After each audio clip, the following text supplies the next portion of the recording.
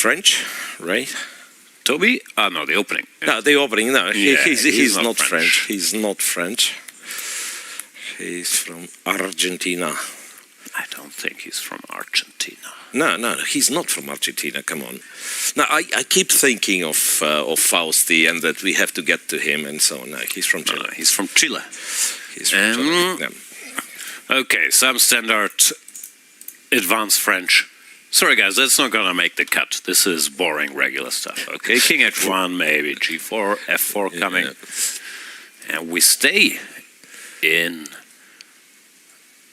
the neighborhood from Chile. We are switching to Peru, where we have Jorge Cory, very strong player, also having to do overtime here against Aldiar Ansat. Did not make it in the classical part. And what Cory does, I think he plays it since the age of 10 or something. What you got, the Colle system, right? Knight F3, E3, D4, Knight F3, E3. Is it the Colle system? Or no, this is Zukertort. I always struggle. I think technically once you go B3, it's Zukertort, and if you play C3, it's Colle. Yeah. But who will ever know? But this is these classic I believe games. No? It's a very, very cool opening for anything like shorter time controls, because you know your next, I don't know, lot of next moves, so to speak. No, especially if white has more experience here than black. There are lots of positional subtleties, and we can see Aldiar Ansat already looks slightly unhappy. Yeah. Well, spend some extra 3 minutes. Blitzing out his setup. Very solid. White always has the key to the lock here if he wants to change the structure. While if black wants to change it, just means he gets a sad, isolated pawn. So, yeah, Aldiar does not seem happy with the overall situation, understandably. Right, then on board 6, Grigoryan against Ahmed Adli. Looks comfy for Adli already, if you'd ask me. I don't know what happened, but looks like black quickly got in a very pleasant position. What went wrong here? This looks terrible for white. Yeah. Thought it was some King's Indian attack, not uncommon in Armenian chess circles. Now e takes D and knight B3 with the knight on E2. That is something very fun. Then A3, nice, just completely freestyling. None of these moves. Knight that C3, makes sense is strong, but bishop. looks strong, let's say. Yeah. And then you can just like play E5, or even like if you care about the D5 square, maybe go Queen D7 and you are still better. So basically, but black has very like natural next few moves: Queen D7, Rook A to D8, and then he's ready to munch on the pawn. The knight is misplaced. Now that's a bit of an opening disaster for Karen Grigoryan. And also, like if you lose with white, even in a rapid game, it's so hard to come back with black. Yeah. Also, I'm sure it's his style, and he likes to be flexible and so on. But you're white in a pretty high stakes, like rapid tiebreak game. You have to play G3, D3, knight D2. Like, I mean, come on. Yeah, take some center first, right? Fight for the center. Useful advice from the commentary bench. Okay, Grigoryan in big trouble. Artus Nixons, who's used to being a commentator, has to play chess here as well. This is what, some Petrov? Yes, it is.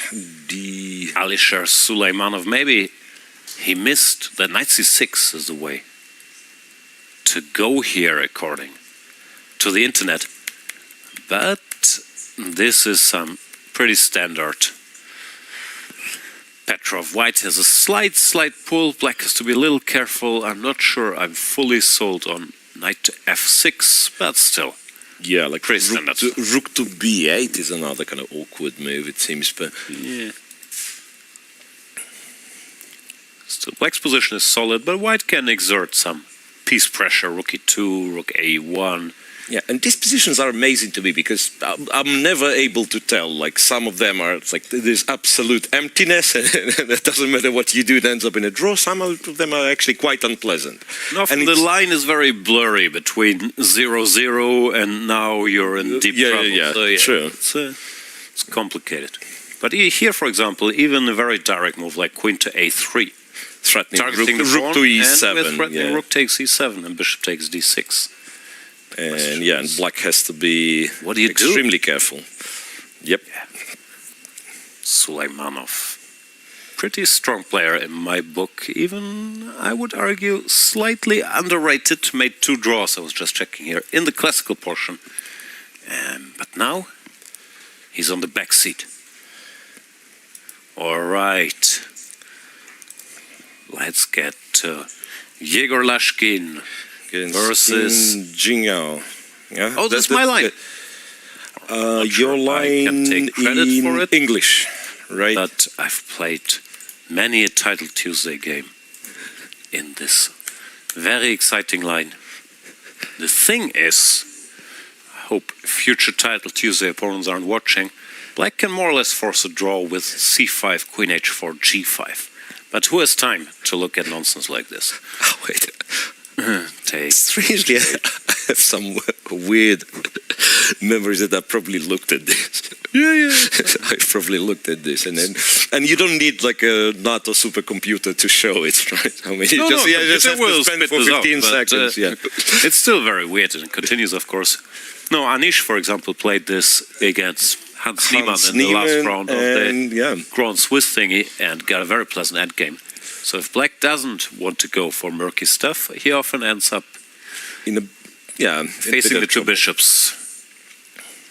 Still, some sensible things were done. Bishop d2, queen e7.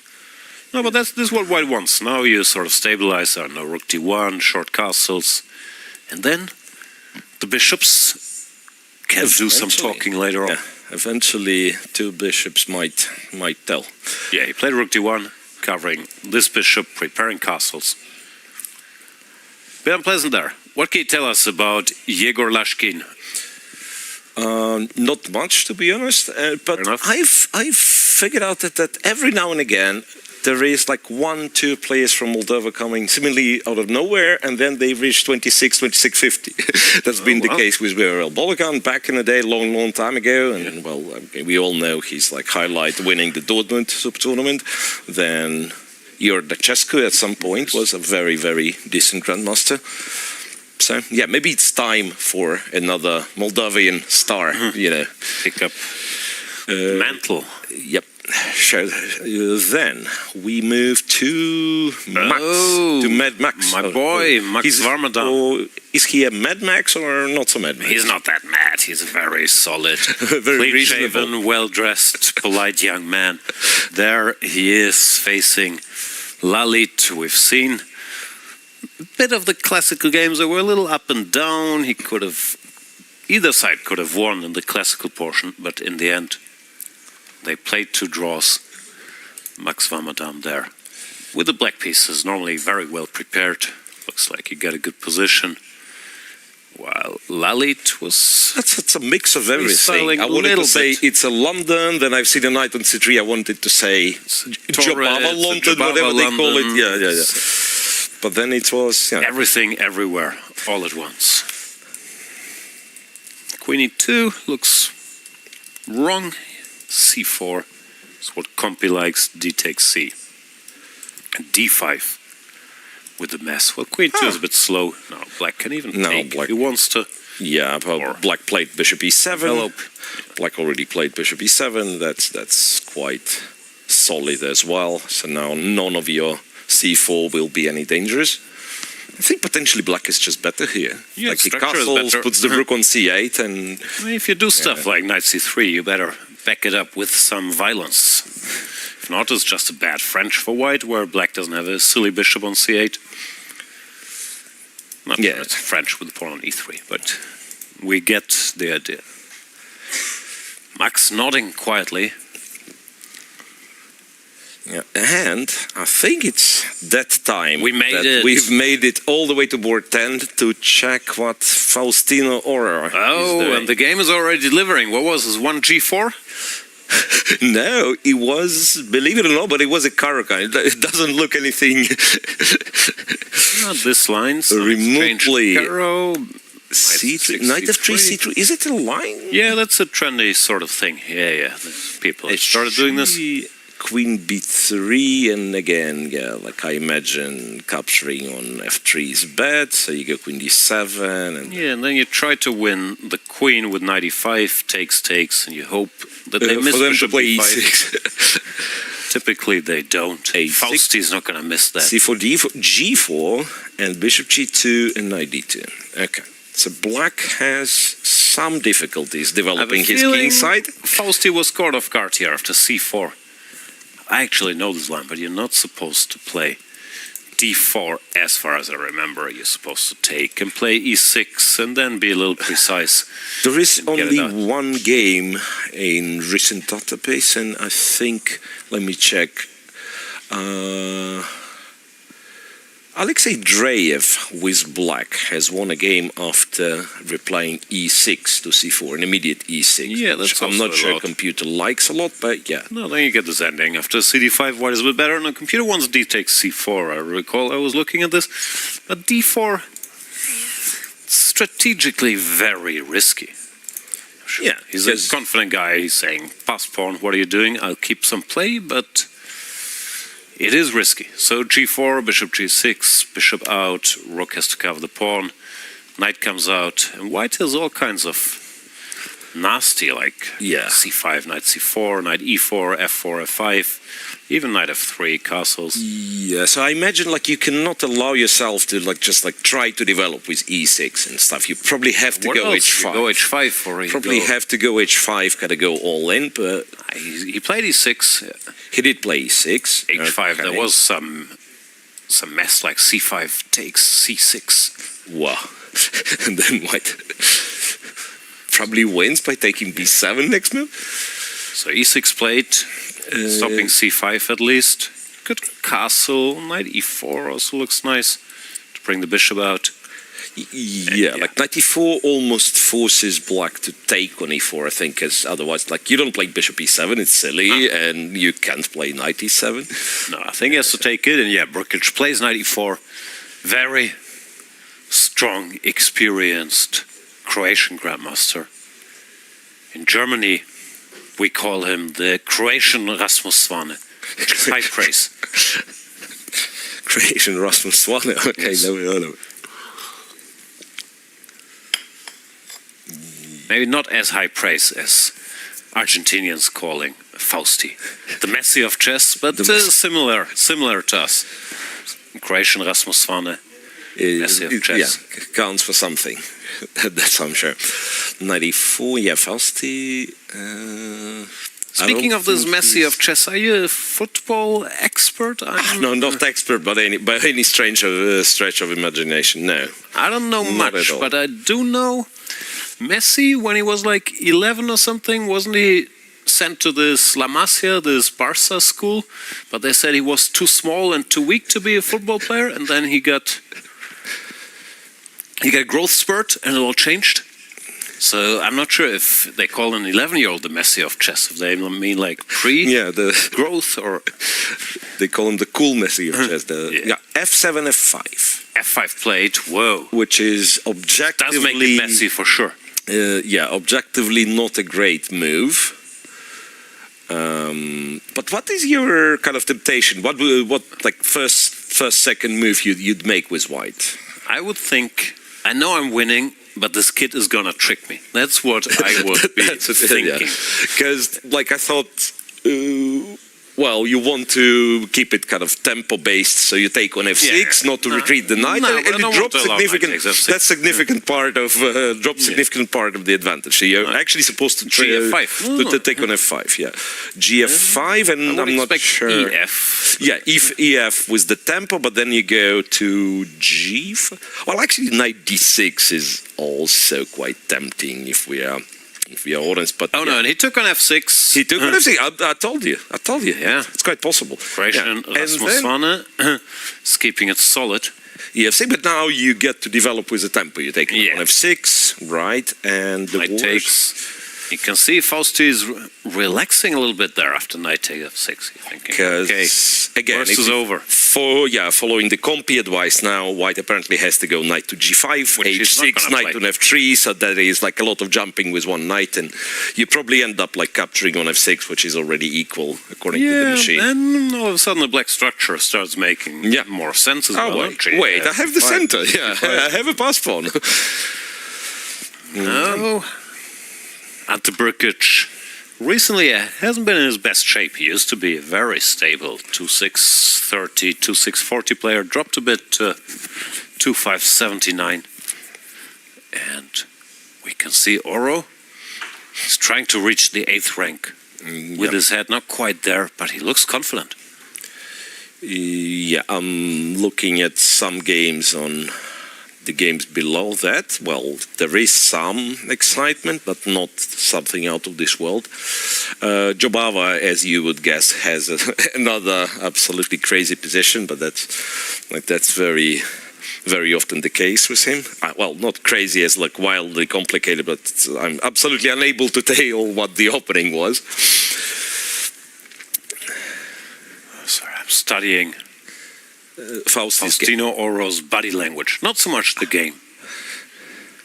How he's staring down the opponent, and Ante Brkic, I think, maybe played e takes f6 a bit too fast, too quickly, and now he's staring at position. Like, well, the moment has already passed.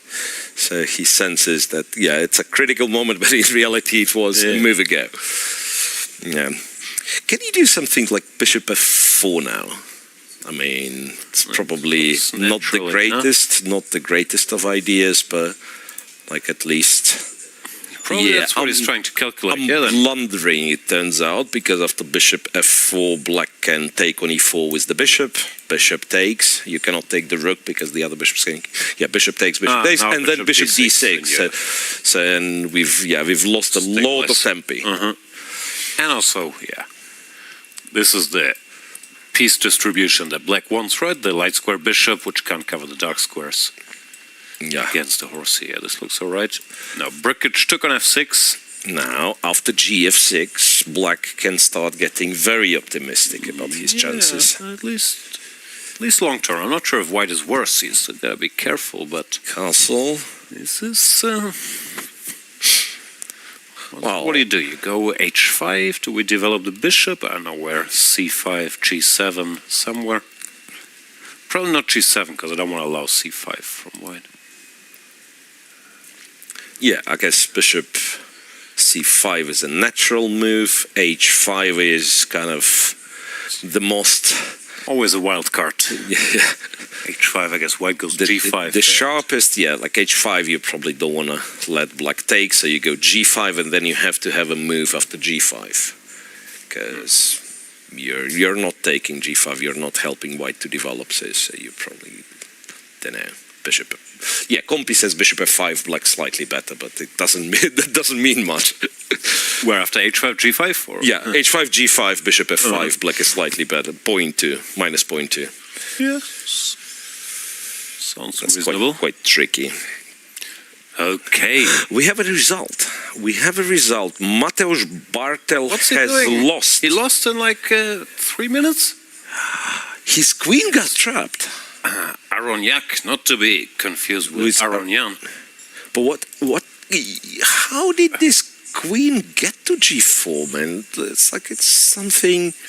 Okay, some stuff was played. Knight fd2. This is apparently a line I've seen Pretke played recently against Keimer. Bishop e7, knight c3.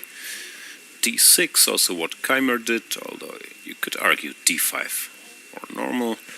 e5, trickery, takes, whatever. d5, takes. I mean, somehow it's awkward. Queen to d7, and he allowed d5, and then you cannot take because of this bishop h7 trick. And knight. I missed d5. Funnily enough, Compi says b5 was fine. Takes, that takes with the tempo and the knight's hanging, yeah, but that is rocket science, I'm sorry. Yeah. It's knight b8, Knight looks b8. like something might have gone a little wrong. Yeah, knight b8 and then queen to c2, and again you don't want to be G4. taking queen g4, a to d1, knight d7, bishop e2. He was already slightly tilted from the way this went, I guess. But queen g6 Queen will still h4? be... It's not helping. Yeah, queen g6 will still be kind of sort of playable. Yeah. Sort of playable, but queen h4, rook d4 was game over on the spot. Ouch. Yeah, tough for Mateusz Bartel. Now he has to come back, and you mentioned earlier he won the first classical game, Yeah, then so lost the second classical game. that means kind of losing two in a row. Yeah, doesn't put you in a great headspace. If you're the favorite, you won the first game, and then you have to get to tiebreak. Then this happens. Yeah, That's difficult. not the most pleasant for sure. Ahmed Adli looks like he's go there. completely winning. Chabava's position is messy. Okay, completely winning is maybe an overstatement, but so he has a rook and a couple of pawns against two minor pieces, and B pawn will be falling anytime soon. You can take it right now. You can go rook b3 and so on. So should be quite good for black. Should be quite good for black. Let's look pretty winning. Can I go like- rook d1? Yeah, rook d1 is something I'm attracted to. Like I like to get rid of white rook and then see what. It's what they taught us, right? We have two rooks, opponent has one, exchange of one rook, then. So you have rooks and your opponent doesn't. Exactly. But Compi says rook d1. No, white goes rook a2. You're not getting that rook. So the rule is right. Yeah. So if the rooks are exchanged, it works in black's favor. All right. So shall we go back all the way to board one? To Maybe Kevin it's time Mohan? to check out what Kevin is doing. But after Kevin messed up the opening, I was expecting long suffering. He's suffering, but not too much. He's not suffering too much, and like I believe if the bishop's ending is not dangerous, which I don't think it is, Gotta be a draw. then black should be absolutely fine because white doesn't have that many ideas. Like Very c4, solid. like under what circumstances you'll go c4 and it will bother black? It's very hard to imagine. Go b4, black can only go a6, just lock everything up. Yeah, there's not that much to do. Still, you could shuffle, I don't know, or play rook h1, bishop e2, bishop d3. Yeah, Other like moves you play, imitate g4 idea, c4, g4. Yeah. So the game goes on, but like white apparently had some bigger advantage straight from the opening, and now at least partially it's gone. Rook c1. Kevin doesn't look very bothered by King f6. Hovhannisyan's expert maneuvering. He just, king g7, king f6 back. What are you doing? You want to play c4 or not? Show me the money. Yeah, and if white wanted to play c4, the reaction to it is no reaction. Rook e7, rook d8, whatever. Well, the thing is, he doesn't want to play c4. He wants Kevin to think about Him playing c4, right. But, Kevin does not do him the favor. And Kevin has 10 minutes. Very comfortable. Yes, yeah, no, not bothered. Not in a Not particular. bothered. Right. So some fancy positions here and there. Again, Fausti. Where is Fausti? Or 10. Board 10. So he did not play h5. He ended up developing the bishop, going king f7, and so on. Still very, very complex position. Messy. That's not what you want with your ante-brickage. You want to use your opening knowledge, your understanding of structures. You don't want any kind of mess. But I blame this e takes f6 moment. He did actually use his opening knowledge. He got a very promising position. But now, Fausti's back. Fausti's back. He's a little bit short on time, but this 10 seconds increment is okay. I always thought like the hardest part in this tiebreak days is transitioning from rapid to blitz in terms of like time, adjusting to the time control. Yeah. And it's not like you don't understand, like you get less time. The increment is what messes up, because like 10 seconds, you've developed this rhythm that you've played a couple of moves and then you have time to think. In blitz, you do not have such luxury. Yeah. It's deceptive. You have 2:52 on the clock, but you're actually not in any trouble time-wise. Well, in 3+2, all of a sudden, 2:52 is not a lot of time. Okay.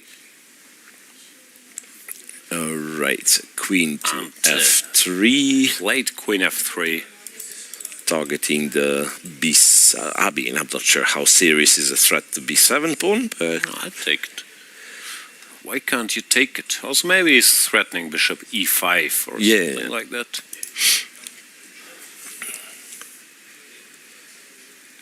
So bishop E5 is the threat. Yeah, Queen B7. What's Oro doing? Is that a legal sitting position? We have to check with the arbiter.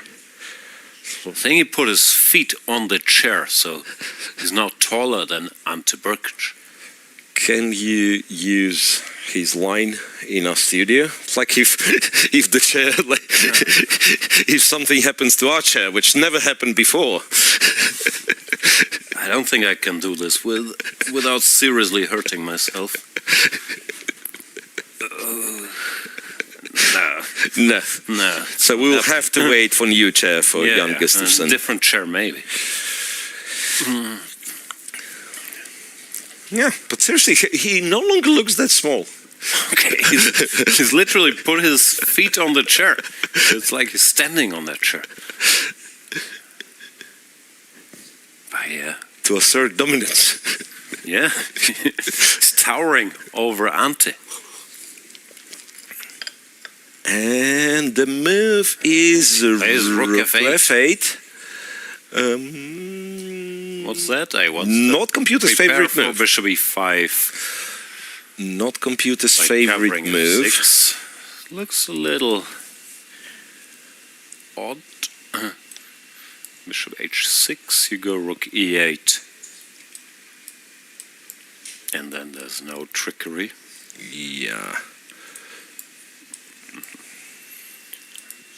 A3. Why can't I take the pawn, like... Yeah, I guess Queen B7, why just black away? Takes. Compy says the endgame is just good. Who cares about it? Yeah, maybe the D pawn is just strong, right? Because to be completely honest with you, I thought of rook B8, but this is apparently too much. Yeah. Yeah, well, actually, I'm surprised how, like, what the evaluation of his only points to, like, even if you sack the exchange and take on B2, because you do have your own strong bishop on G6 and then some ideas with D3. But yeah, it shouldn't be done. No need.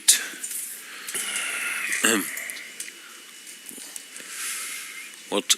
Did Oro change his seating arrangements again? Looks like he's having as much chair trouble as me here. H4 by Brkic. Do we like H4? Never. No. That is. Oof. I played rook A1, king G7, and H4. Well, plain and simple. Apparently drops material. Bishop C2 and. What's the point? Rook D2, bishop B4, or rook to D2, rook to D2, bishop B4, and just wins an exchange. Well, just wins an exchange. If you look at the computer, it's not as simple, right? He will spot that. Oh no, he went E5.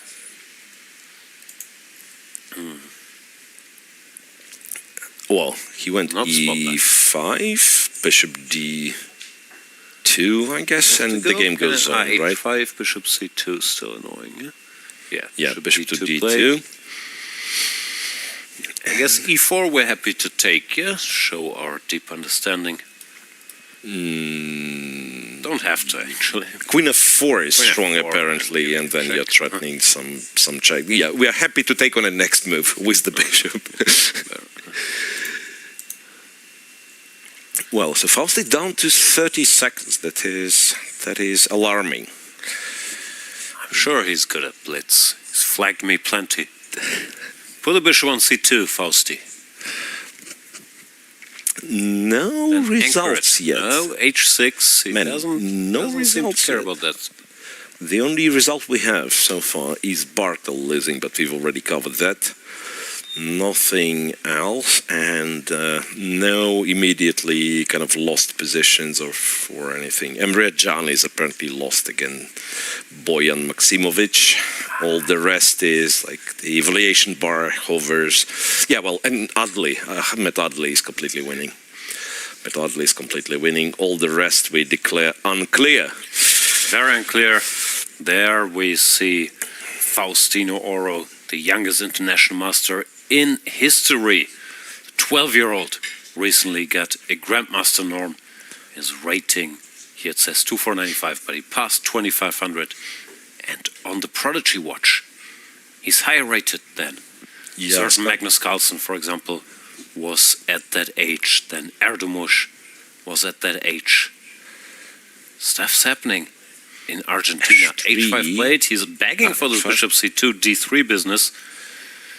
Maybe now, yeah, there finally Fausti spotted Bishop that square. c2, But now he played h6, which makes things different. Yeah, so g6 square is one square to be concerned about. There's a check here. So now, if you run away with the bishop, white gets to play b4. Yeah, so he decides against going d3. Goes back, but now white gets to play b4. Also, at some point, I might take on b7. No, if you leave this pawn there forever, once I went b4, c5. Yeah, through that. Yeah. Like at some point, you might actually lose this pawn. There's also an argument for like move the queen to g3, say, and go bishop e4, and eventually get to those light squares.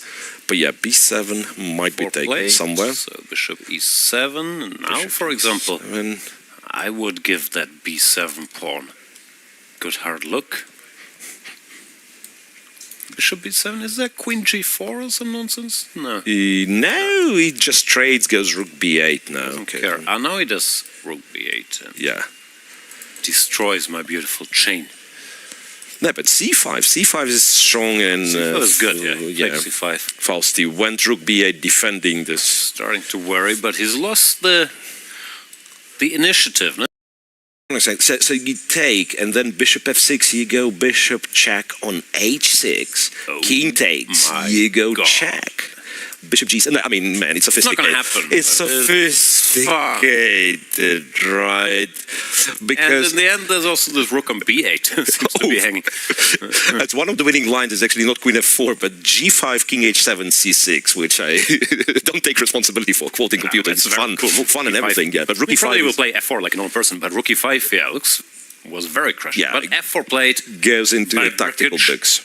f4 now, however, king h8, and he's back in the fight because the rook from g8 is working. Yeah, rook e5, g5. Ante, not messing around. Wow, black... Faust is getting nervous. 7 seconds. Black has to play e4. He takes... F takes G, F takes E is the move to keep the advantage. That looks nice too, because you're blocking the rook on G8. We're really doing it. F takes E play. F takes E, so now the rook on G8 is silly. White is trapped in some E6s, C6s, and he goes with C6 as soon as... E6 played, logical, and C6. So now if pawn takes, rook takes, and then you drop in the h6 pawn, and the king is in danger. And look at the clock, he's constantly making moves with 3 seconds. Oof. But here's a blitz Queen expert. A2. Takes the pawn, leaves the cannoli. And now what? Still a mess. Still a mess, because the bishop on d2 is hanging. Yeah. The bishop on d2 is hanging, and yeah, it's easy when you have computer evaluation kind of confirming. Yeah, everything's 0, good. 5, queen f2, but yeah, now you look at it, the bishop's hanging. Like what they do, rook d1, bishop c1. You can see the nerves. Stakes are so high. Fausti's focus. Burkage also. He was making natural moves and looked like he was breaking through, but now he can see. Yeah, it's not so simple. He's in a bar fight against a very fast kid. Yeah, it's it's not. It doesn't look like a honest fight. It's a brawl. Everybody hitting everyone. Yeah. You know, Queen F. Bishop C1 played. Good Bishop move, C1. good move. Yeah, fine. Stabilizing, and he wants to take on H6. He wants to take on H6, and there is similarly no way for Black to defend on H6. D3, throwing in very, very blitzy move. Yeah. That's good. D3, threatening D2. E6 looks nice. E6, because you're threatening Queen E5. And, Queen E5, Queen C3 business. But you're blocking your own rook, of course. Yeah, but you're eyeing the B8 rook, yeah, like E6, and you're threatening Queen E5, Queen takes pawn, just winning. Yes, E6 is an absolute must. Oro's shaking. Hang on, if you take on H6, how bad is that? Well, D6 and Black is actually better. E6 played. E6 played. Ante Brkic up to the challenge for now. Also now you sort of wrestle the initiative back, no, with this Queen E5 idea. Rook to F8. Rook F8. He's fast. Rook to F8, and now Rook C7. C7. Bishop F6. Ain't over. Ain't over yet. Ain't over yet. Both of them on seconds. Both of them on seconds. Max Warmerdam lost his game to Come on, Max. Anything else? Emre Can lost and everything. Rook G7. Rook G7. Hang on. Rook G7 is a mistake. Allows Rook takes Bishop. E7. And Queen E5 and Bishop B2. Oh, yeah. And Queen to E5 and Bishop to B2. It is collapsing. Wow, Ante Brkic. Well, he's uncertain though. He's uncertain. What? Veteran leadership here. Veteran leadership. Queen E5. Yeah. Rook to G7. Yeah, there is no way back for Black. Black absolutely. This battery is just too strong. Yeah, you'll have to realize stuff's gone wrong. Rook G7, Bishop B2. What do you do? Rook G8, E7, I guess? E7 and Queen G7 is a threat, yeah. It's too much. Yeah, Rook G8 played, E7, amazing. Control there by Ante Brkic and Oro, of course. So now, where's the checkmates? E-D2, and it's checkmate in 5 after Queen takes G7. So what Queen happened there? G7. He went D2 and Brkic D2, yeah. Something I grabbed the queen behind the clock. Yeah, so you take on G7. You go E8, check. Queen. Bishop G8. Bishop G8, Bishop G7. King G7, Queen G6. No, not Queen G7. Queen G6 is a checkmate as well, but Queen E5 was faster. Queen E5, Bishop E4. There will be blood. And double checking, don't lose on time now. No. He's still got time. So takes. G6 looks clean. Queen G6. Queen E5 is checkmate in 2, but it's not something that like Queen G6 is counterintuitive. This is the pattern we know. And Faustino Oro resigns. Wow. It was a very tough fight. Could have gone either way, it felt like, but gotta give credit to Brkic. He fought for the initiative, kept his composure, spotted the rook takes E7 very nicely. Right, so a lot of results already. Daniel Yuffa cannot prove any advantage again, playing some equal rook endgame. Something that... Yeah, Jorge Coria suggests he's completely winning, it seems, but people are on seconds here. He's what? He's an exchange up and attacking. So let's jump there. Should win. We are Yuffa. This is Yuffa. Let's go to Jorge Coria on board 5. That is, I believe. Yeah, man from Peru. Look, king is running to f5, so black is desperately trying to escape the mating net, but will he manage? Not necessarily. Queen h6, you know, surrounding the king, and it'll be really, really tough. So to update on some results, some draws. Okay, we'll get back to Hovhannisyan and the results, but Kathy's here to fill us in on what happened to our friend Max Varmadam. Kathy, what's going on? Guys, it was a bit of tragic for Max here because this game was equal. Whole game was pretty nice for him with black pieces, but now in this move he played a5. He tried to save his pawn on a7, and here we have rook to g7. Brilliant rook sacrifice. If you take this rook, another rook gets into the game, king goes back, and we have queen to a4, and you cannot save the pawn on h7, and he blundered this one.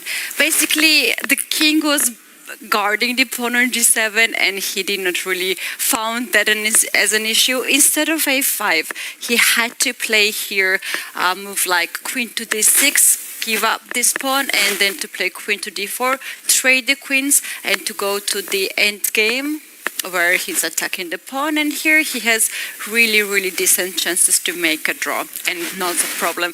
So in the game, after a5, we had this unfortunate blunder, and here it's too late to play queen to f4 because there's a rook to g8, and now you're losing a queen, and the game ended in this way.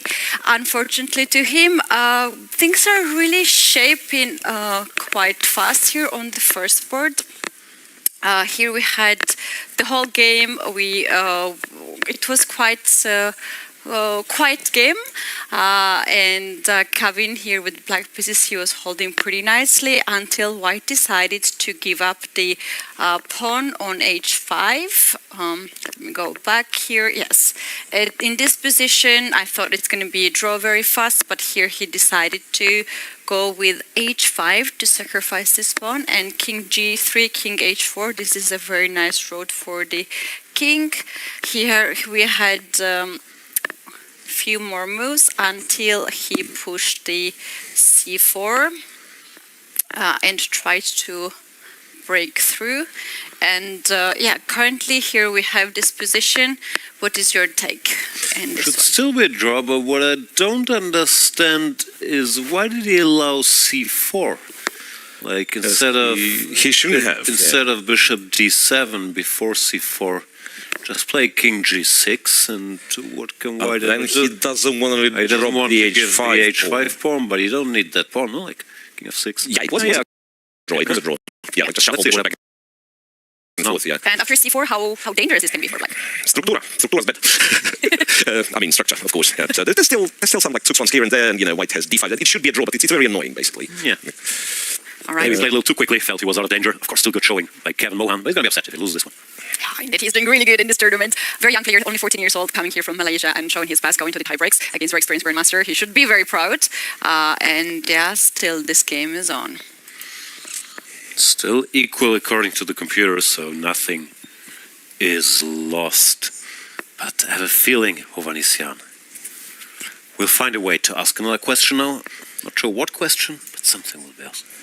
He's trying, you know, he's trying there and here. Probably now he will take this pawn on h5. It's time to take that. But again, he needs to get this king, yeah, somehow. Penetrate. Not possible on the king side.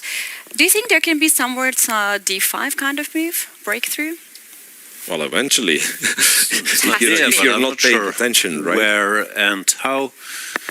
The bishop, yeah, can't really get like sometimes, pawn, you know, sometimes what happens that you go bishop f3 and then you go, like, say, I don't know what black has to do, but eventually, like, you go with the king at h7, h6, you know, like with the king, like, yeah, you cannot go through. But if you would be let to go through king h5, h6, h7, and why at the 8th rank the king goes. While the game is on, you guys, I'm going to update you with more sacrifices or blunders if you have any. Yeah. Please do. Thank you so much, Ketty. And I think we will look at the results for now and then come back with a very special guest. Right, so we are, for now, still have this game on our screen. The results, okay, I'll just read the results from what I have. So, Kazibek Nordibek won his game on board 20 against Raya Rithvik. Then Temur Kuibokarov won his game against Jan Subeli. Boyan Maximovich beat Emre Can. Bogna is playing still against Titas Chemavich's Queen versus Rook and Pawn. I'm not sure if it's a draw or not. Kasper Perun beat Sergei Lopanov. Denis Makhnyov once again takes a lead against Diego Flores. Oh, Makhnyov. Yes, some other stuff is still happening. Jabava with two Cardozos. Cardozo. It's a draw. And Supi against Kalavis Medina is a draw. And then Bartel, as we know, lost. Brkic won against Messi of chess. Max Warmerdam lost. Suleimanov Dekshans was a draw. Ahmed Adli won against Grigorian. Korkhe. We promised to return to Korkhe, but there's nothing to return to because he has won as well. He did win. Henriquez made the draw. Then Narayanan won against Rojas Solos. Yuffa made another draw. And then board 1 is still in progress. The king did go to h6. Yeah, but not going further. Can go to h8 once. Doesn't not really do much. As long as the bishop stays on that diagonal. I don't see any way for Hovhannisyan to break to even ask a question. Yeah, let alone break through. And neither does Kevin Mohan. He's saying, what are you doing here? Stop wasting our time. Let's make a draw. Bishop c4, even stopping any dreams of b5, ab, a6. Not that was a big threat. Yeah, it's not much you can do because there are examples where this stuff wins, you.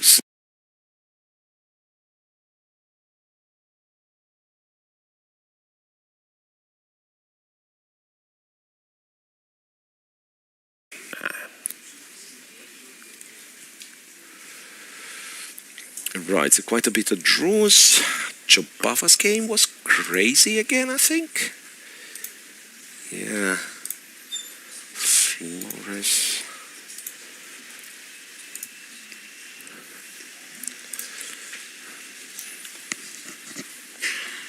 So from the games that are in progress, we have this one, we have Bogna on board 17, and we have Ting Jingao against Yegor Loshkin on board 8, and Yegor is completely lost with black.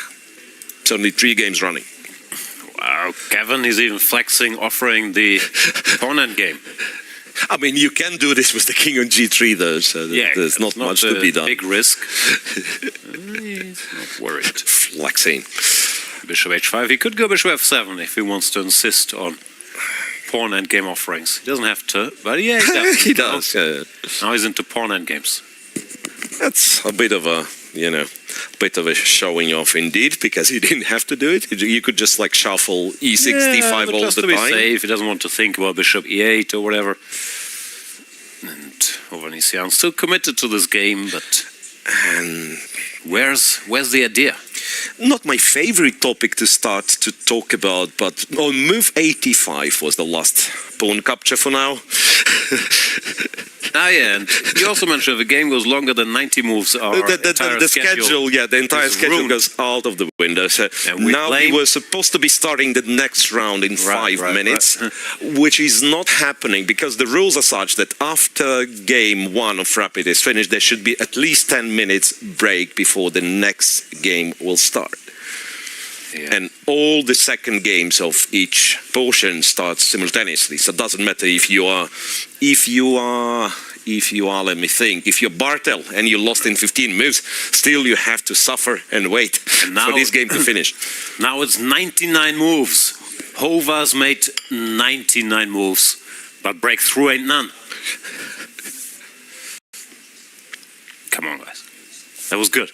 And bishop e2. King h3, move number 100. Doesn't change anything. Doesn't change anything. And now he made this bishop h5, if it makes any difference, right? I go, gotcha, bishop h5 now. It absolutely doesn't change anything.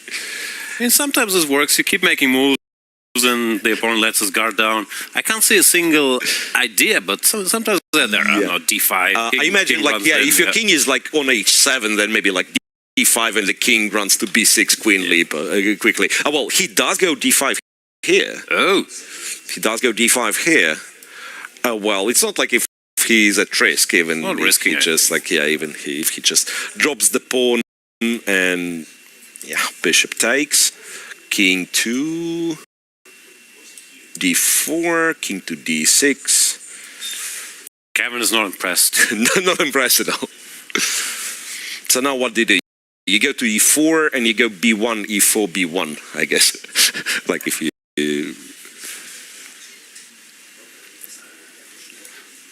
More shuffling. Every day I'm shuffling. I mean, you can go e6 and c8, or you can go e4 and b1. So that is just like... right, let me see if everything else has finished. Yes, Yegor Lashkin has lost, and no, Bogner is still playing, and they have a funzy position because come on, Bogner. It's a queen against rook and pawn. So one of those that is like either win or draw by table base. Nobody knows, first of all, and even then it doesn't matter because you either win or you don't. Yeah, it's a draw. Theoretically, c4, rook d3 looks like a nice, stable construction to move the king around. Yeah.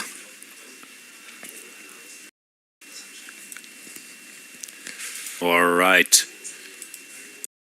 Back to Kevin. Back to shuffling back and forth. So d5 was, or rather bishop takes d5, which matters more. Last capture happened on move number 102. So guess what? We are waiting for move number 152. Some people are stubborn, when it comes to tiebreak and, slight positional advantages in equal bishop end games. No, but I like Kevin's future. He looks like he's just playing on equal terms with a very strong grandmaster like Hovhannisyan here. He's only 14 years old. And like he was looking at... Yeah, draw grid. Draw grid. It's not like that kid from Home Alone where Kevin's career was more or less over at 14. Here it's just starting. So it's... And now it does not conclude our round because Bogner is still playing. We'll ignore that. It's a draw. Bogner is still playing on board 17. Yep. I wonder if he was originally winning when he was... not necessarily. Not necessarily. I think he was at some point. Queen, f8, queen, rook takes. Also, I'm not confident at all. This is a theoretical draw. It looks drawish, but sometimes you can get zook swanked off this. No, if your rook only has one safe square, I don't know. That looks drawish to me. It is winning according to table base, believe it or not. But it was not so long ago when it was a draw, I believe. And this is confusing. Again, I mean... This is confusing. And the fact that it's the seed pawn that the bishop's pawn will not matter because white king is too far, right? So if you somehow like get the pawn to c2, drop the rook, you will inevitably lose because the king, I mean, the king's too close, not too far.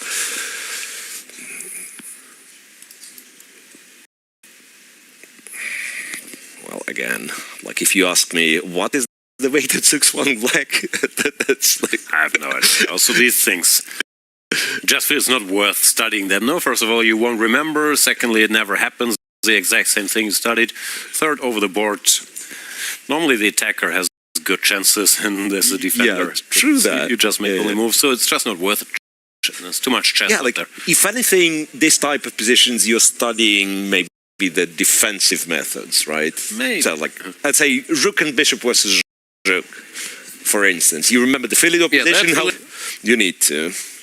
What is your knowledge, Jan, on two knights versus pawn? Oh no, I have little knowledge. Like I know there are rules, whatever. It's on the 4th rank or something. But at some point I started playing in my head with just a knight and a king. You can actually push back an enemy king quite effectively, which is counterintuitive, but you can do it. Well, like it takes you a lot of time. But you make some progress. And therefore, I think if I ever get this, I'm not to worry because then you figure out if it's mate or not. Yeah, in a certain kind of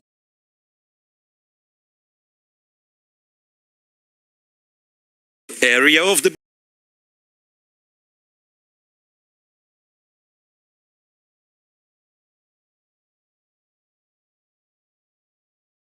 quite often the second knight which blockades the pawn, it helps you. No, sure there are some textbooks which draw some lines. If the pawn is blocked here, it's winning or not. That stuff I don't know or I've seen, but I don't what remember. Amazes me the most is that there is actually the line which is called Troitsky line, right? Exactly. For these pawns to be. And Troitsky, as far as I know, he didn't have access to modern computers because we are talking 1920s, 1930s when he analyzed a lot that of time on his hands, so he could sit there, figure out. Yeah, the game is happening. But by the way, this game is just reaches move 100, so it's not the longest game of a round by any means. Yeah, so we will be somewhat off schedule, from what I understand. I blame Sebastian Bogner.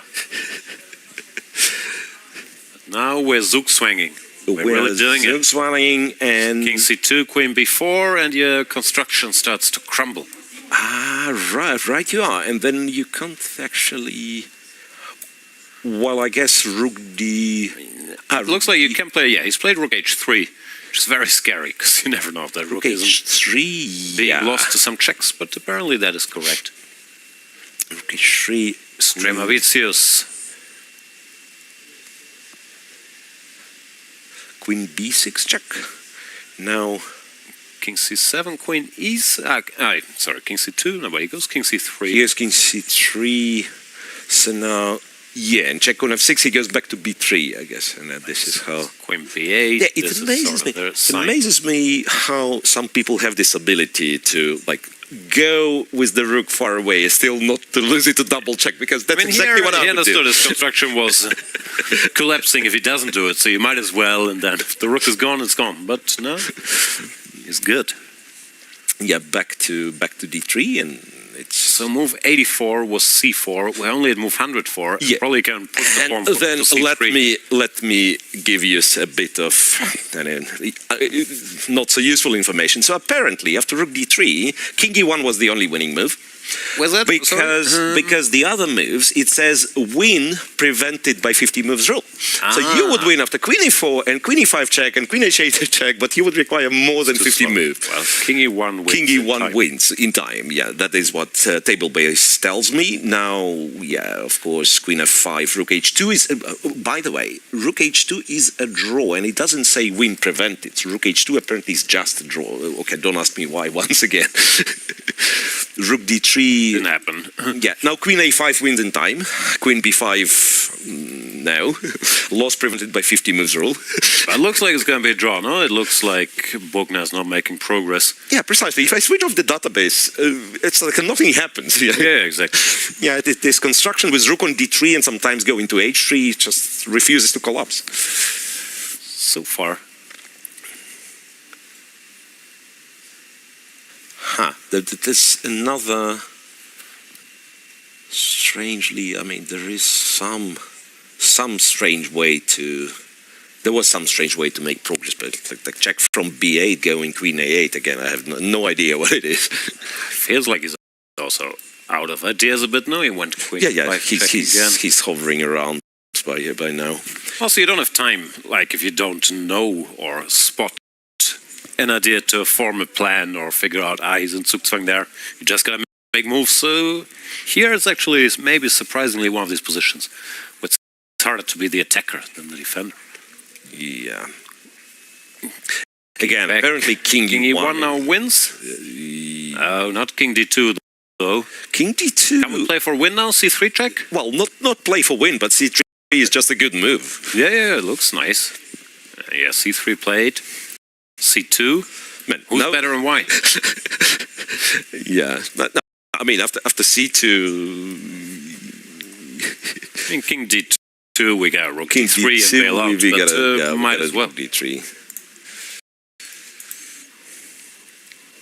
Is C2 on the board? Yeah. Yeah. And what did he do after C2? I guess has been out playing him with the went with another check. Yeah, now King C3. Otherwise, you'd allow King D2. Yeah, so you have to go King C3. And Queen E5, and you go King B3, and Queen E6, you go King B2, and yeah, White eventually has to take the rook and allow the queen. So, absolutely heroic defense, it looks like. Because it was originally lost. It was a rook end game which was winning for Bogner, then somehow he managed to queen one of his pawns. And he wasn't winning, in fact, like it was a drawish rook end game, turned it to a winning rook end game. Turned it to a winning queen versus rook end game, which ends in a draw. Oh, and Stravicius has seen enough. He's saying Queen B5. If I go here, it's a threefold repetition. Is it a threefold repetition, though? I don't know. I thought he was going to play on for a win. So is it seriously? Come on, guys. We can't have let's reproduce the game from board one. No. Let's go there. You go with the arbiter. You see that the board's next to this one. Yes. And you replay the entire game. I don't know why they need to do that, but I've had a couple times. You have some claim and they take you to some corner and say, literally replay. Let's start from move 1. Okay, when E4, E5.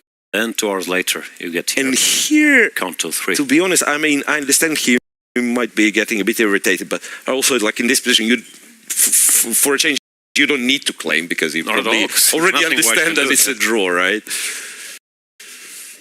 Also, was it a threefold? No, I don't think it was. C2-1. From this position, it's a Queen to B5 check, right? King C. And now. Yeah. No, it was, I think, after Queen E5 check. And yeah, the kings are in the middle. So looks like they did agree to a draw. It is a draw, and we are done with game 1 of tiebreak 1. Can we just play tiebreaks? Get rid of the classical stuff, have them play more tiebreaks. This was fun. But let's have a look at the results as soon as we have them.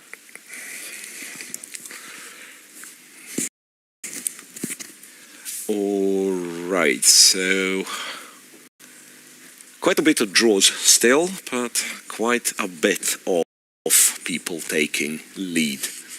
Yeah, some for the first time. Winning out of the opening. Tin Jing Yao beats your boy Yegor Lashkin. Max Warmerdam lost. Faustino Oro we've seen. Bartel with a bit of drama. A draw in the end. Diptayan Gosh wins against Pian Shaokan. And Makhnev, second time. Goes down again. Kasper Purun, former problem-solving world champion, or one of these things he was very good at. Wins, solves this problem and beats Sergei Lobanov. We got another page? If not, it's fine. I can read out the rest. Tita Stremovicius draws Sebastian Bogner. Bojan Maximovic defeats Emre Can. Jan Subaj loses to Temur Kubokarov. And Kazibek Nogebek Still my favorite name in chess. It's Raja Ritwik, which is also a very good name. But he's no Kazibek, no Gabek. We'll be back in a couple of minutes with a legend of chess. See you then. Are you ready to witness the most intense and unforgiving format in chess? A knockout, where one mistake can send you home. This is the 2025 FIDE World Cup. From October 30th to November the 27th, the chess world gathers in Goa, India for 1 month of chess. 206 players, 8 single elimination rounds. With a $2 million prize fund, every round is a test of nerve. 2-game classical matches, rapid and blitz tie breaks, and even Armageddon if needed. For the top 3 finishers, the prize is even greater. A ticket to the 2026 Candidates Tournament. This is the chance to earn the right to fight for the World Championship. The FIDE World Cup 2025. Only the strongest will survive.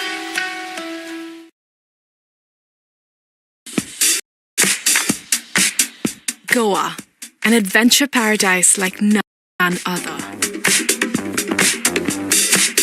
From lush forests to rugged hills, from pristine ocean beach stretches to stunning lakes, there is something to explore in every corner of the state. And some adventures are wilder than others.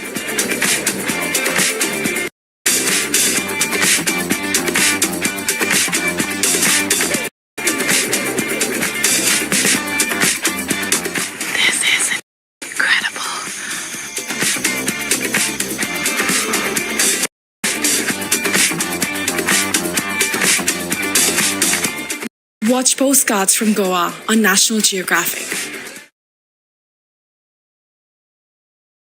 The most prestigious tournament in chess has come to India, the home of chess.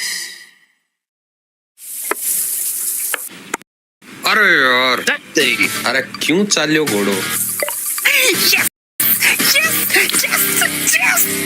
Chess खेल ये हमारा है आओ दुनिया वालों ये welcome तुम्हारा है अपना गेम भारी है हैंडशेक की बारी है अब इंडिया बोलेगा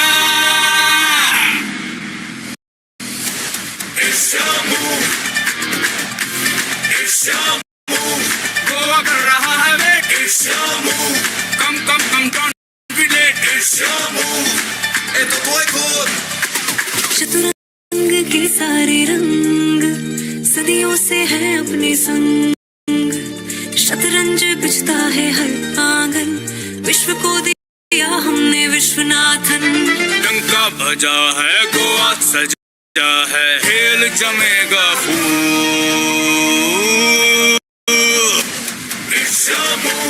हो न जाए चेकमेट चेक में भी होगा जस्ट गोवा कर रहा है wait come don't be late इसको दो एक दो ढाई It's your move. It's your move. It's your move. It's your move. It's your move. The FIDE World Cup 2025. Starting from 31st October to 27th November in Goa, India. It's your move.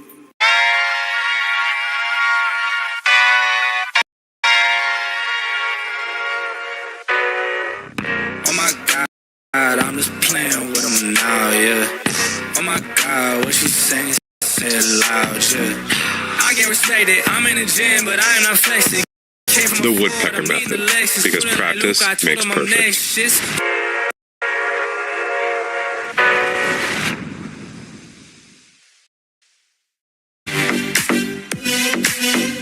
In December, the world turns to Doha, Qatar for chess at its fastest and fiercest. The 2025 FIDE World Rapid and Blitz Championships bring the globe's elite to battle under lightning time controls. December 26th to December 30th, rapid and blitz formats designed to reward precision, courage, and creativity. In the heart of the Middle East, Doha offers more than a board, a world-class venue, a cultural backdrop, and a stage worthy of legends. With a €1 million prize fund on the line and the title of world champion at stake. The 2025 FIDE World Rapid and Blitz Championships, the ultimate test of fast chess. Move by move, the world changed. City by city, the league grew. United Arab Emirates, United Kingdom. Now, the pieces take position again, this time in India. Not just another move, the mega move. Tech Mahindra Global Chess League, Season 3. December 13th to December 24, 2025.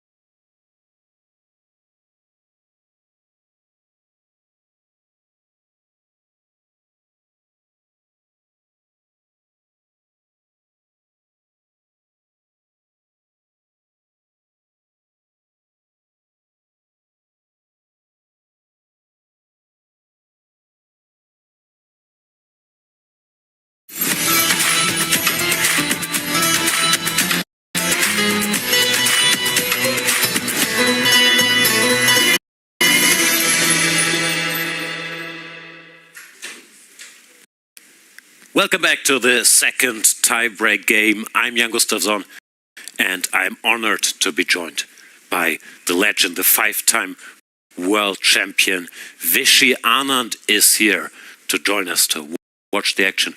Vishy, how are you doing? Thank you so much for showing up. Thank you. Yes, it's always nice to have tie-break day. It is fun. It's so fast-paced. Yeah. The biggest question, of course, that everyone's asking, and I'm obliged to say, couple times per day, is where is Gukesh? Where is Arjun? Where is Prague? Have you seen them? Are they actually here? Arjun is here.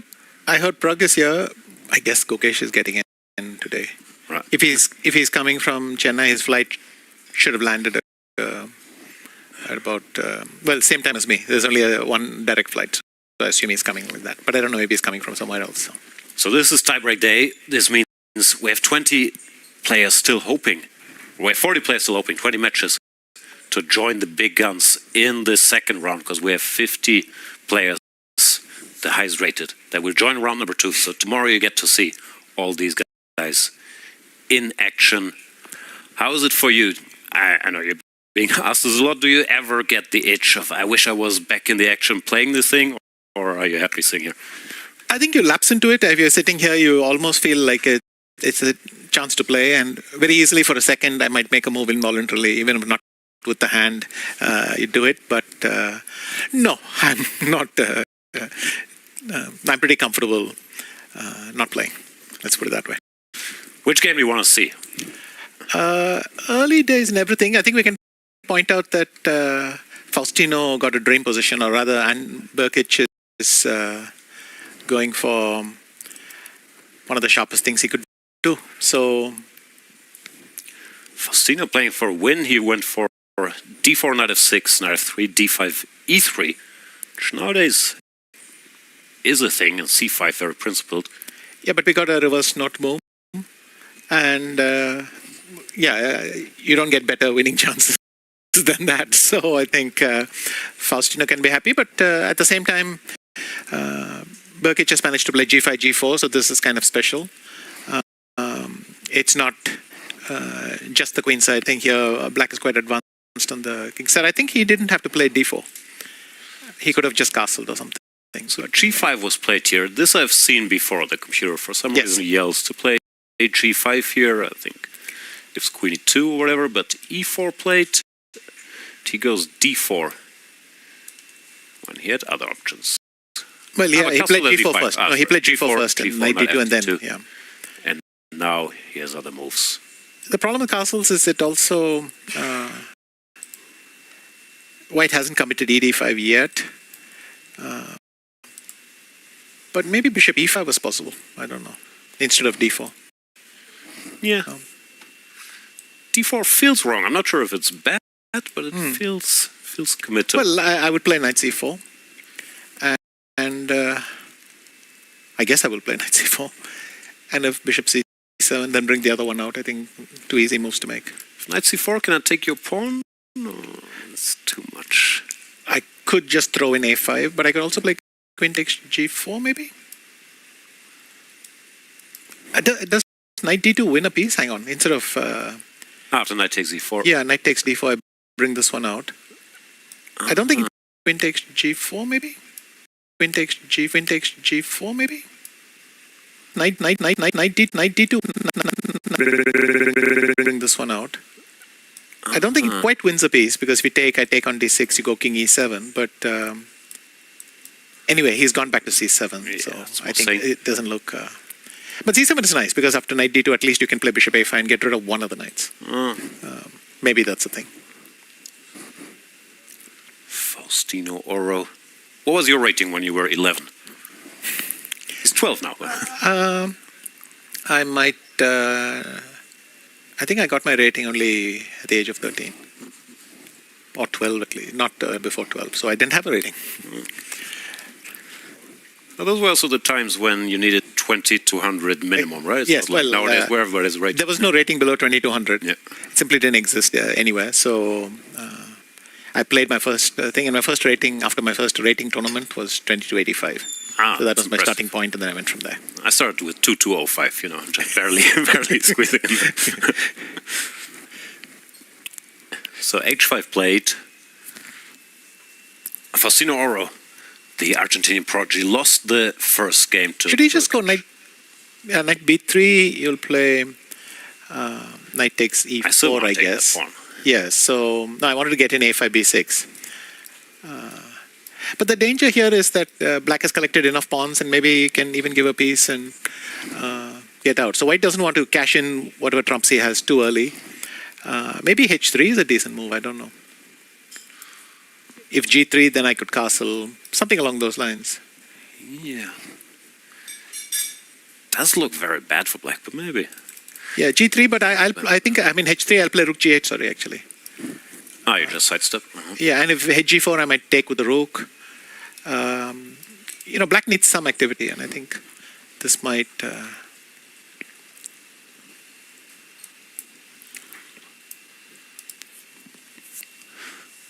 Ante Brkic.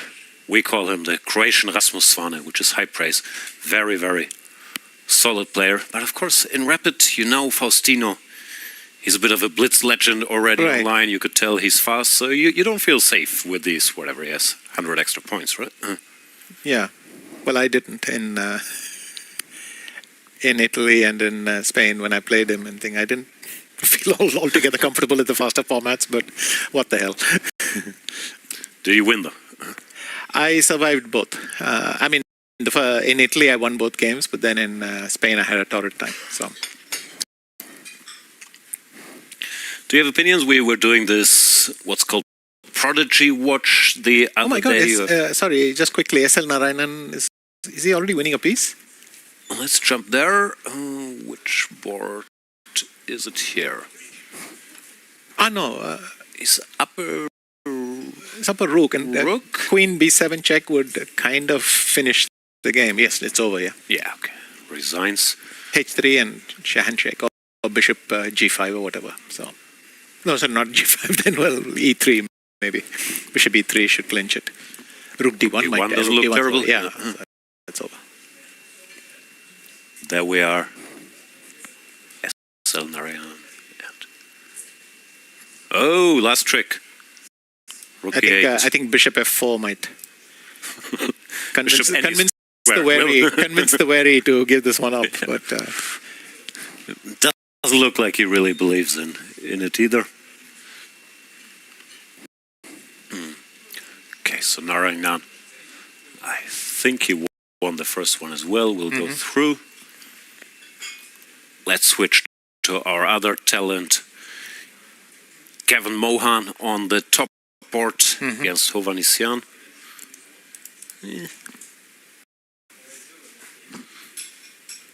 Was this equal? I would take black at this point. Especially b4, why weaken that knight on c3 for nothing? Is there some bishop g2 here? Or is f4 very strong? F4 is strong, right? Yeah. And for the moment, nothing works, right?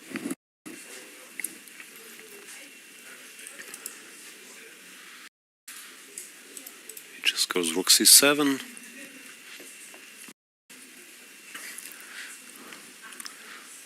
But now f4, what is he doing? He has to go queen h5. Queen h5, yeah. I'm not going to say he's lucky that queen h5 exists, because he probably saw it, but yes, you don't want to do that. Oops, sorry. So by a miracle he has a square, yeah. Or perhaps he saw it, but he's no longer better, at least, no? Now no, I jump don't. Somewhere. Yeah.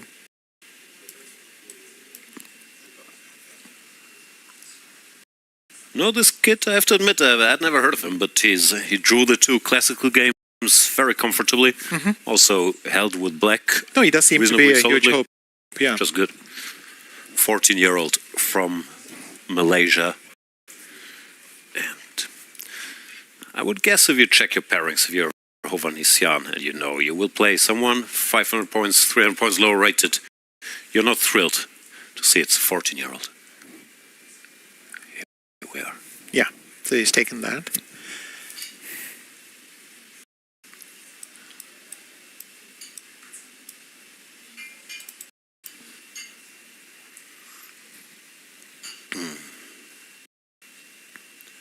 And knight b5.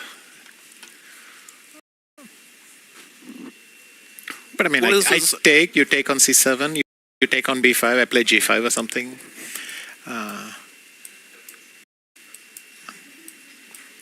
And black is hanging in there. Oh, you went back to f6?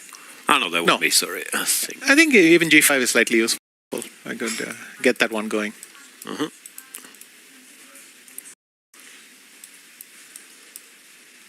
I mean, this is your storm in a teacup, but it's there it is. These rules like queen and knight versus queen bishop are good. Is there a rule for rook and knight versus rook bishop? Not really, is there? I know that the rook is better with the bishop when you're playing against the queen, but I don't know what that means in this configuration. So we're talking about pure positions with just a few pieces, and it is thought that queen and knight are more dangerous than queen and bishop, probably because the knight isn't duplicating the queen's functions, so it adds a certain amount of although I think one point I did research, and I think queen bishop actually score 52% against queen knight. So these even impressions that one, might be I'm not wrong sure as well. about. Yeah, I don't think. I think this one probably predates big data. So we might have to update that. It's like these days, most exchange sacrifices don't automatically get computer applause.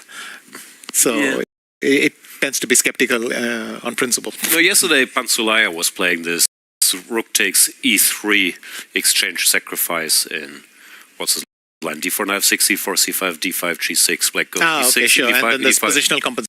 rook E3, and in Petrosian days, like we would clap, but he plays this every game, and computer says +1. So correct, I mean, it's times are changing. Bishop E2 played.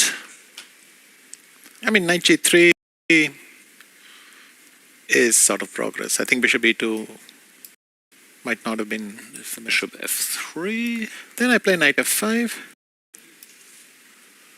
Oh, I mean, if you go king F2, I want to go rook C2 check. But if you, maybe rook D3 is comfortable. Yeah, no, it's not yet dangerous, but I think black is getting what he wants. Gavin looking mildly worried. Okay, we can go back to, well, wherever you want. If in doubt, we go to Mr. Oro. Wait, you have to go to Adley's against Gregorian. That looks like a modern classic. What is My going on God. here? Is that chess? My God, that is beautiful. Okay, so Gregorian played this opening with both colors. He did this with white as well. There it didn't work so well. Now it's some standard King's Indian, whatever.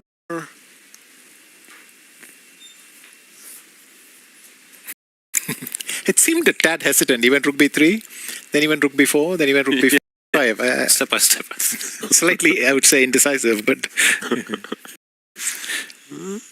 He provoked the weakness on b5. This looks like this famous, what is it, Ivanchuk Yusupov? Yes, exactly. Ivanchuk Yusupov.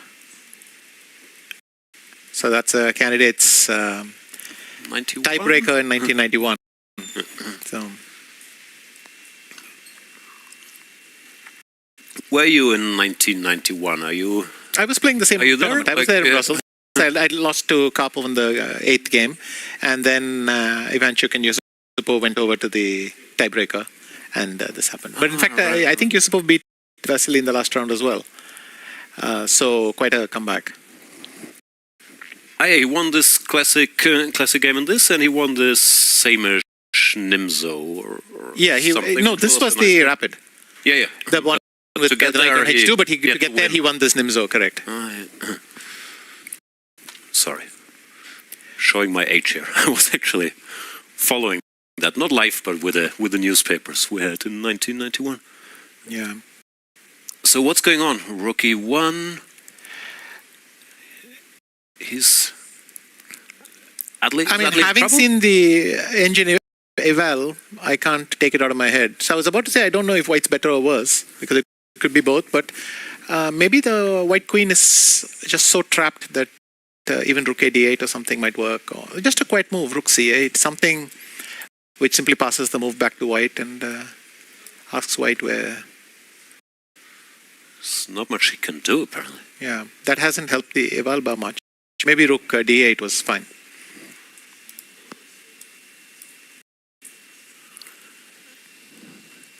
Even that is not a fan favorite. But anyway, it's clear that there's very little white can do. But black's move isn't easy either, it seems. Too many options. What's the clock? They're fine, but yeah, utterly, not surprisingly, spent some time to get here. The Egyptian star against Kara Grigorian from Armenia.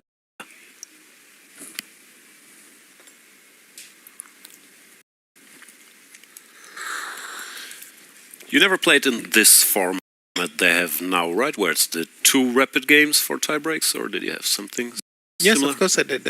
I played in, well, all the tournaments had this sliding scale. And so we played 25-minute games, I think, back in the early days, 98, 99. I think they were 25-minute before 15. Or before 10. I don't remember what was the next time control. Might have been 15. It was like 4 rapid games, and then whoever had 2.5 would advance. But maybe... No, I remember because against Halif, I was losing the second rapid game in Delhi. And I was losing the second classical game in Groningen. I was losing the second rapid game in Delhi, so I'm pretty sure that it's... And there was 2 25-10, whatever, or 25-minute rapid games. That is my recollection. I mean, now if somebody tells me, no, it was 15, I'll have to take your word for it, but that's my recollection, that we played 25 minutes. Okay, so they changed it back. Yeah.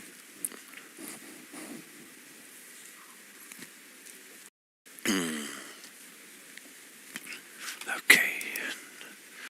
Rook a8 was played, and knight b2. Hovhannisyan is already winning a pawn. This looks... Sorry, we're swinging back wildly on thing, but he's winning a pawn. So that could be...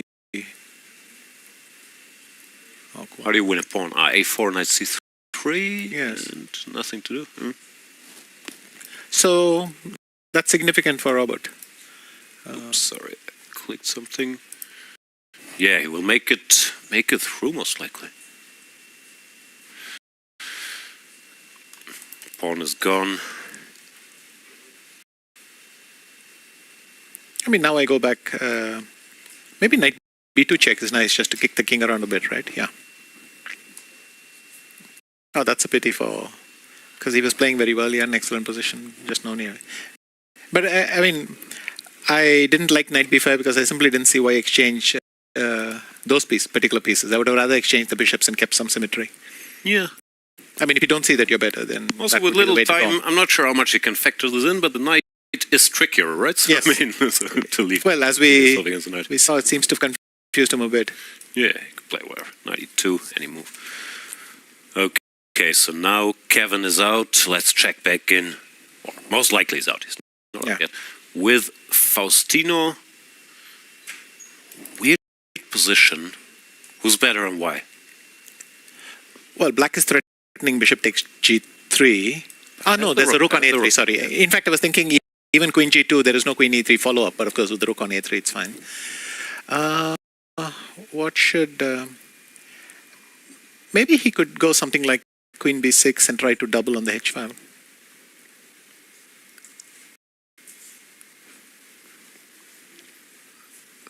Queen b6. I'll take queen b7. Ah, sorry. What am I saying? Yeah, queen b7 and then double on the h file.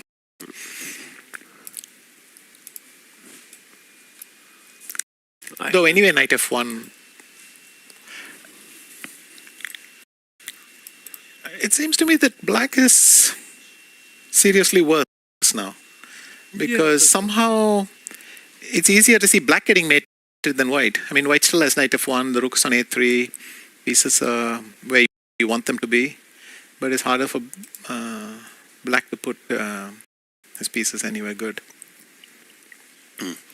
Also, these pawns are still... Yeah, they're still running, right? Ready to go. A5, b6. Faustino Oro. Putting up a fight, and yeah, what's he gonna do? Yeah, bishop c1 played. Oh, and now b6 is a threat as well. Directly even. I mean, I could go rook takes a4, rook takes a4, bishop takes g3, but it might not last very long because h3, queen g3, queen g2, queen e1 check, and knight f1, and we're out of gas. Too many. Yeah. Defenders. As a wise person once told me, there's no use having a winning attack if you've run out of pieces. So. Technically, if it's still a winning attack, why would you need pieces?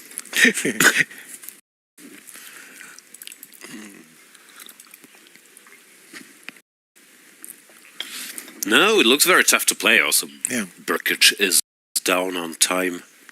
So, here we have a comeback. Yeah. It seems. With hindsight, after e3, you have to play c5, like bishop f, play e6, c6. But c5 is fine. No, it's I just know, the, just allows this mess. But even this mess is good if you kind of know what you're doing. But I think he misplayed something. So maybe he studied recently and then forgot what he did. So I think he's very much a repertoire player. He knows the stuff. He knows what he does in every spot. So yeah, he knows this is good. So maybe we don't have to blame c5, but d4. It's here, yeah. You mentioned a couple moves. Okay, let's have a look at what else is happening. Bartel has just sacked a pawn, hoping to mix it up a bit. Bartel is having a tough match. He won the first classical game, then he lost the second, and then the first rapid he lost in 5 minutes. Hung his queen when he was already in trouble. So things haven't been going as well. What can you tell us about Aroniak Gosh? He was an impressive comeback yesterday. And I think you can see that he is threatening c5, so Bartel feels he has to rush now. The question is, should he take on e5? So, FG, bishop g6, there's nothing happening. Yes, FG, bishop g6. But some bishop d4 and so on. But yeah, he's taken on e5, so we'll find out soon enough.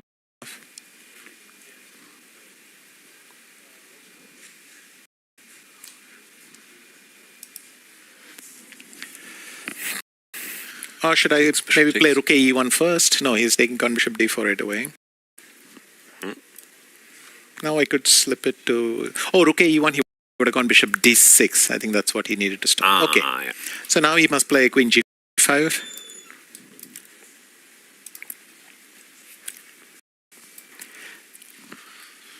It's not obvious he's getting anywhere with this, is it? Well, what do you play? G5? G5 is the best square. D6 might be a decent square, so that I can just play c5 next move. Okay, he's gone to g5. But now rook e1, what is your move? I'm threatening rook e5. It's starting to look pretty impressive. I'm threatening rook e5. If bishop d6, bishop f6 is going to be a pain. Oh yeah, queen. You have queen g3, but you know it's still better for white. I take rook e3 and then take on d8, something like that. You can play h4. You have some compensation, but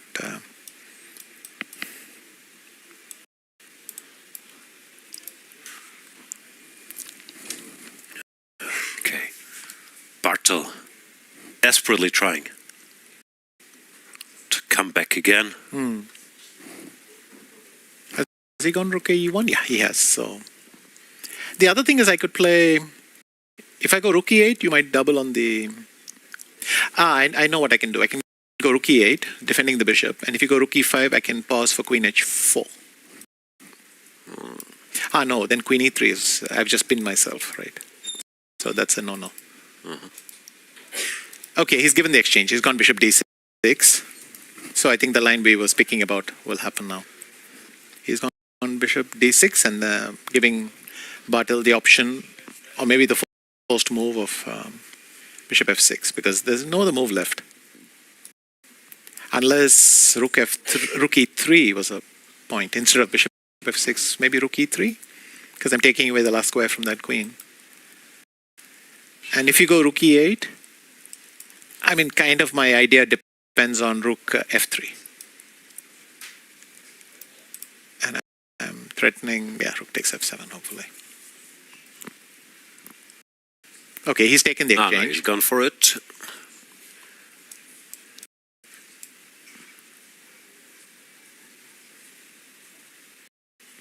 Okay, he's not played h4, brought it back because he wants to support the c5 break.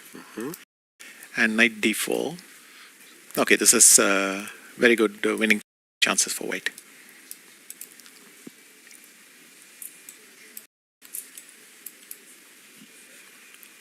Yeah, in fact, c5, knight c6 might already be unpleasant. I don't know, you're going to mix it up with d4?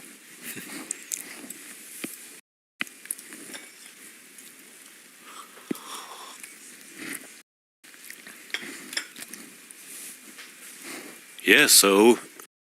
Yes, he has gone c5, so I think this is the line we will see. He'll have to play d4, and then there we are. Bartel trying to come back here. My God, Mohan is actually fighting back. Who's that, sorry? Mohan, against Hovhannisyan. Oh, it's not over there on the top part. Let us have a look. So he's gone to e5, and now if I play some move like bishop d3, for instance, I mean, I just keep waiting somewhere there. Is there any real hope? Not really. Rook e3, I have to keep going, bishop b1 or something. So how do I untangle? White has g4. Maybe king f6, rook takes f7, king e5 is anyway good, I don't know. But listen, you got a pawn back, right? Bit unpleasant to have to give one back. And I'm told, rook a5, maybe. That's not, but because if you take in g4, the pawn ending is 1. So I mean, the extra piece doesn't matter. King f6 and it resigns. Yeah, you can't. Yeah, so rook a5 then is, that is smart. Pretty clinical. Yeah. Good job by Hovhannisyan. In fact, he has done it, so good for him. Yeah. We're told there's stuff happening in the Faustino Oro game.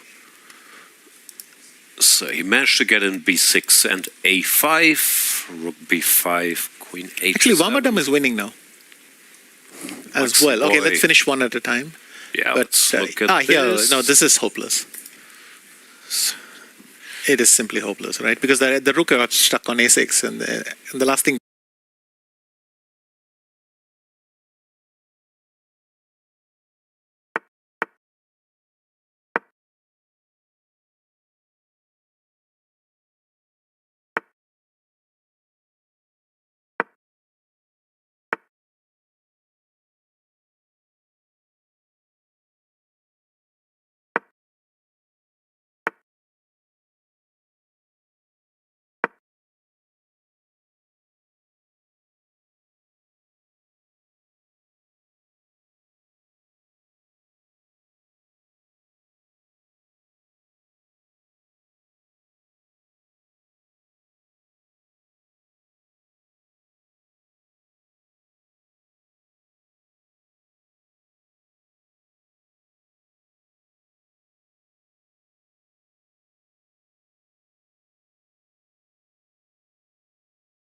black can afford is using a rook as